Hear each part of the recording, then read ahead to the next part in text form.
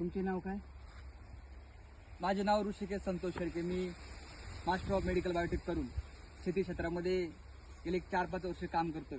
आणि आमच्या गावातील PDCC बँकेचे माजी रिटायर अधिकारी मुलानी साहेबांनी यांनी आम्हाला त्या ठिकाणी जरा वास्तविकता सांगितल्याच्या नंतर भारत सरकारचा जो विषमुक्त अभियान जो प्रकल्प आहे त्याच्या अंतर्गत त्यांनी आम्हाला त्या ठिकाणी माहिती दिली. आणि माहिती दिल्याच्या नंतर मी माझ्या शेती क्षेत्रामध्ये एक वेगळा आमूलाग्र बदल करण्याचा त्या ठिकाणी निर्णय घेतला.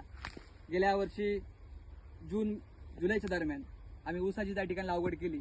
आणि ऊसाची लागवड केल्याच्या नंतर आम्ही पूर्णपणे विषमुक्त शेती अभियानाच्या माध्यमातून संपूर्ण त्यांची ट्रीटमेंट, त्यांनी दिलेला जो प्रोटोकॉल, त्या प्रोटोकॉलनुसार ऊसाची त्या ठिकाणी सगळी बांधणी केली.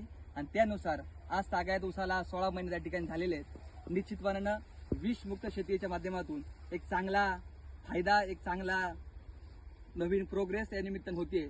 मला देखील अवेअरनेस पाहिला होता की केमिकल शेती आणि विषमुक्त शेती याच्यातून आपल्याला निश्चित खरंच फायदा होईल का नाही. परंतु जेव्हा मुलांनी साहेबांनी त्या ठिकाणी आम्हाला मार्गदर्शन केल्याच्या नंतर आम्ही तो प्रोटोकॉल त्या ठिकाणी आत्मसात आणला. आणि आत्मसात आणल्याच्या नंतर खरोखर शेतकरी बांधवांना मला या ठिकाणी सांगायचंय, मी देखील एज्युकेटेड असलो तरी आम्ही त्या ठिकाणी जेव्हा विषमुक्त शेती अभियानाच्या माध्यमातून सुरुवात केली, एक चांगला फायदा आम्हाला त्याच्यातून झाला. आज ऊस जर बघितला तर 20 ते 25 कांड्यावरती आमचा त्या ठिकाणी ऊस आहे. आणि खरं त्या विषमुक्त शेतीचे फायदे आपल्याला मी या निमित्ताने सांगतो की ते आपल्या वावरात जे तण उगवतं ते तणाचं प्रमाण निश्चित प्रमाणात या ठिकाणी कमी होत आहे. त्याचा देखील फायदा आणि त्याचा देखील मला उपयोग या निमित्ताने झाला. आता शेतीच्या माध्यमातून पुढे जात असताना काळाची गरज आहे की विषमुक्त शेती, केमिकलच्या माध्यमातून होणारे आता जे काही आजार आपल्या सामाजिक जीवनामध्ये उद्भवतात त्या निमित्तानं आपण विषमुक्त शेतीकडे निश्चितपणे बघितलं पाहिजे, ही माझी तुम्हाला सगळ्यांना या ठिकाणी विनंती.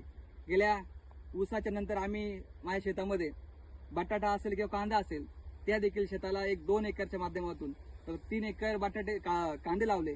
त्याच्यानंतर आम्ही 1 एकर विषमुक्त शेतीच्या माध्यमातून त्या ठिकाणी त्यांचा त्या ठिकाणी प्रकल्प राबवला. आणि 1-2 एकर केमिकलच्या माध्यमातून राबवला.